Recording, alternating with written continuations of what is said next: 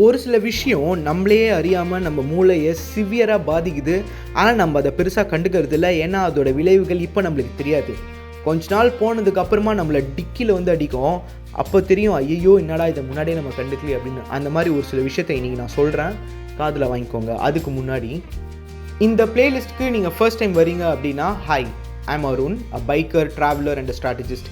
Everyday night என் ஃப்ரெண்ட்ஸ்க்கு self improvement classes plan பண்ணியிருக்கேன். வளன்னு இல்லாமல் ஷார்ட்டாக ஸ்வீட்டாக யூஸ்ஃபுல்லாக இருக்கும் அப்படின்னு தோணுச்சுன்னா சப்ஸ்கிரைப் பண்ணிக்கோங்க, நோட்டிஃபிகேஷனை ப்ரெஸ் பண்ணிக்கோங்க.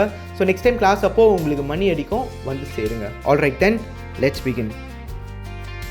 இருளோன்னு டார்க்காக இருக்கிற இடத்துலையே உங்களோட காலத்தை நிறைய நேரம் ஸ்பெண்ட் பண்ணிங்க அப்படின்னா மூளை சிவியராக பாதிக்கும்.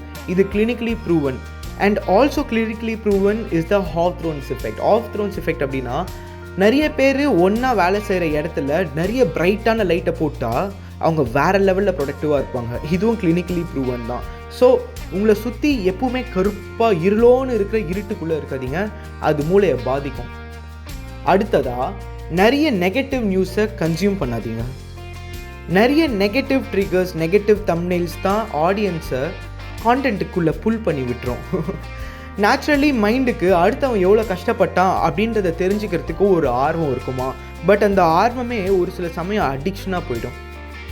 நம்மளை சுற்றி நெகட்டிவ் இன்ஃபர்மேஷன் நிறைய இருக்கோ இல்லையோ, நாமளே நெகட்டிவ் இன்ஃபர்மேஷனாக பார்த்து நிறைய அப்ளிகேஷனோட அல்காரிதம்ஸ் எப்படி ப்ரோக்ராம் பண்ணோன்னா, ஒருத்தன் எந்த டாப்பிக்கில் நிறைய டைம் ஸ்பெண்ட் பண்ணுறானோ அந்த டாப்பிக்கான வீடியோஸை தான் நிறைய ரெக்கமெண்டேஷனில் காட்டுமா.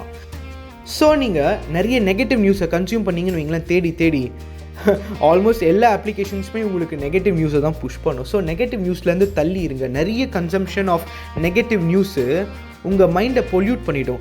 ஆங்ஸைட்டி டிஸார்டர் வரும். அண்ட் ஆங்ஸைட்டி டிஸார்டர் வந்தால் கூடவே பார்க்கின்சன்ஸ் வரும். பார்க்கின்சன்ஸ் வந்ததுன்னா கை கடன்னு ஆட ஆரம்பிச்சிடும், மூளை வீணாக போடும். ஞாபகம் வச்சுக்கோங்க. அடுத்து, ஹெட்ஃபோன்ஸில் ஃபுல் வால்யூமில் பாட்டு கேட்குறது. காதுக்கு பக்கத்தில் தான் மூளை இருக்குது. அண்ட் மூளைக்கு 2 பக்கத்துலேயுமே காது இருக்குது. அண்ட் அதில் பொங்கு மியூசிக் போட்டால் அந்த அதிர்வில் மூளையில் கைரன் சூக்லின்னு சொல்லிட்டு ஒரு சில விரிவுகளும் வளைவுகளும் இருக்கும். அது கொஞ்சம் லூஸாக போடும், குழன்னு ஆகிடும். இது லாங் ஃப்யூச்சரில் இல்லை, இம்மீடியட் ஃப்யூச்சர்லேயே ஆகிடும். நீங்கள் நிறைய சவுண்ட் இன்ஜினியர்ஸ்லாம் போய் கேட்டு பாருங்களேன், அவங்களுக்கு ஒரு கிளாஸே இருக்குது. ஆடியோ 50%லேருந்து 80%க்கு கம்மியாக தான் அவங்க பெரிய ஹெட்ஃபோன்ஸ்லேயே பாட்டு கேட்பாங்க. ஆனால் மூளை இல்லாத ஒரு சில முண்டங்க என்ன பண்ணுன்னா, மியூசிக்கை என்ஜாய் பண்ணுறன்றதுனால பொங்குன்னு காதுக்குள்ளே பாஸை வச்சு தட்டிக்கோங்க. அது நல்லது இல்லை, காது வீணாக போயிடும், கூடவே மூளை சீக்கிரமாக வீணாக போயிடும். மைண்டில் வச்சுக்கோங்க. ஹெட்ஃபோன்ஸில் பாட்டு கேட்கும்போது 50 to 70% நீங்கள் மேனேஜ் பண்ணுங்கள். சவுண்ட் இன்ஜினியர்ஸ்னால் நீங்கள் 85% வரைக்கும் போகலாமா. அடுத்து, சோஷியல் ஐசோலேஷன். தனிமையில் வாடுறது. எனக்கு தெரியும், தனிமையை தேடி போகிறேன், ஏன்னா உன்னை சுற்றி அப்படியே கும்பலாக இருக்குது இல்லை. ஒன்ஸ் இன் அ வைல் தனிமையை தேடி போகலாம், தப்பு இல்லை. ஆனால் தனிமையிலேயே வாழணும்னு ஆசைப்பட்டோம், சோஷியல் ஸ்கில்ஸ் போயிடும். சோஷியல் ஸ்கில்ஸ் போயிடுச்சு அப்படின்னா, ஒரு சிச்சுவேஷனில் குரூப்பில் எப்படி ரியாக்ட் பண்ணணும்னு நமக்கு தெரியாது, எப்படி ரெஸ்பாண்ட் பண்ணணும்னு நமக்கு தெரியாமல் போயிடும். அண்ட் நம்ம இன்அப்ராப்ரியேட்டாக பிஹேவ் பண்ண ஆரம்பிப்போம், ஏன்னா மூளை டேமேஜ் ஆகிருக்கும். இந்த மூளை சென்ஸ் ஆர்கன்ஸோட ப்ரோக்ராம் ஆனதில்ல.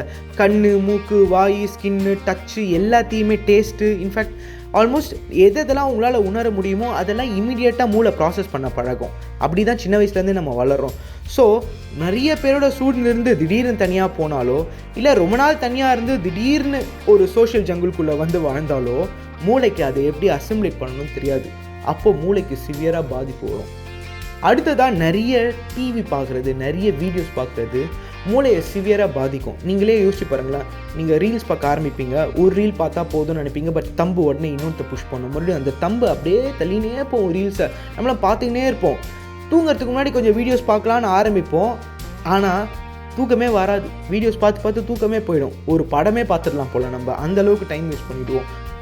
டாக்டர்ஸு, ஃபிசிஷியன்ஸே இப்போலாம் என்ன சொல்கிறாங்கன்னா, நீ தூங்க போகிறதுக்கு முன்னாடி 2 ஹவர்ஸ்க்கு முன்னாடியே ஃபோனை சுவிட்ச் ஆஃப் பண்ணி தள்ளி வையின்றான். ஏன்? அப்போ தான் தூக்கமே வருமா. தூக்கம் வர்றதுக்காக வீடியோ பார்க்குறேன்னு வையேன், உன்னை விட ஒரு முட்டாள் வேறு யாருமே இல்லை. ரீசன் என்னென்னா, கண்ணு ஆக்டிவாக இருந்ததுன்னா மூளைக்கு என்ன தோணுன்னா, ஓ நம்ம கொஞ்சம் ஒர்க் பண்ணுறோம் போல இருக்கே, இந்த பையன் இப்போ தூங்க மாட்டான், நம்ம கொஞ்சம் ஆக்டிவாகவே இருப்போம்னு சொல்லிட்டு ஆக்டிவ் ஆகிடும்.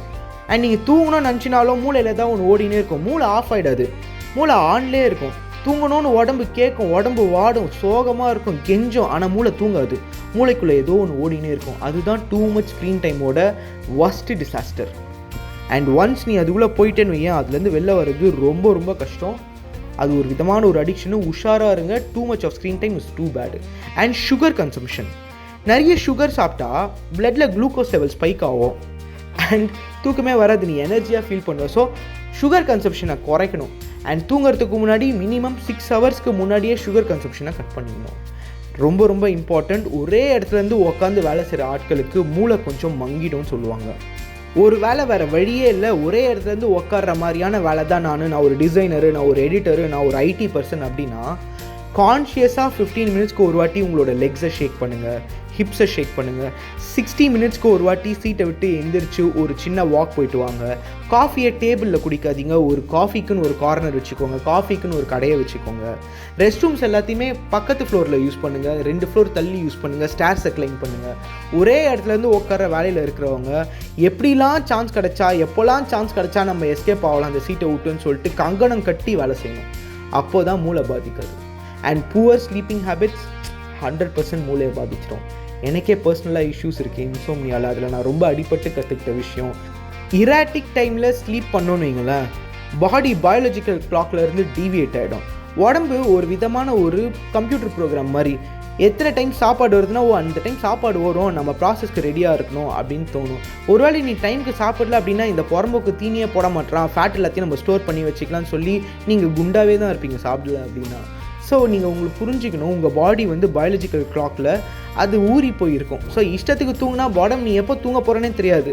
ஸோ அதனால் புவர் ஸ்லீப்பிங் ஹேபிட்ஸில் மூளை சிவியராக பாதிக்கும். ஏன்னா அதால் டெசிஷன் எடுக்க முடியாது, எப்போ நம்ம ரெஸ்ட் எடுக்கணும், எப்போ நம்ம ஆக்டிவாக இருக்கணும்னு சொல்லி. இதுதான் மூளையை பாதிக்கிற கேவலமான முக்கியமான விஷயங்கள். பார்த்து நடந்துக்கோங்க, ஓகேவா? எல்லாத்த விட ரொம்ப ரொம்ப இம்பார்ட்டண்ட்டான விஷயம், ஒரு வீடியோ பார்த்தாலோ ஆடியோ கேட்டாலோ ஒரு இன்ஃபர்மேஷன் கான்டென்ட்டை கன்சியூம் பண்ணால் நீங்கள் கற்றுக்கிட்டீங்கன்னு அர்த்தம் கிடையாது. கற்றுக்கிட்ட விஷயத்தை அப்ளை பண்ணி ப்ராக்டிஸ் பண்ணணும். அப்போ தான் அது மனசில் பதியும், அப்போ தான் அது ஒரு லைஃப் ஸ்டைலாக மாறும். ரிமெம்பர், நல்ல விஷயத்த ஷேர் பண்ணுறது ஒரு நல்ல விஷயம். ரீசன் என்னென்னா, யாருக்கோ இது யூஸ்ஃபுல்லாக இருக்கலாம், அது நமக்கு தெரியாமல் இருக்கலாம். ஸோ ஷேர் பண்ணுங்கள், யாருக்காவது யூஸ்ஃபுல்லாக இருந்துட்டு போட்டோம். எப்பவுமே ஹாப்பியாக ஜாலியாக ஃபன்னாக இருங்க. இப்படிக்கு என்றும் அன்புடன் அருண் என்னும் நான்.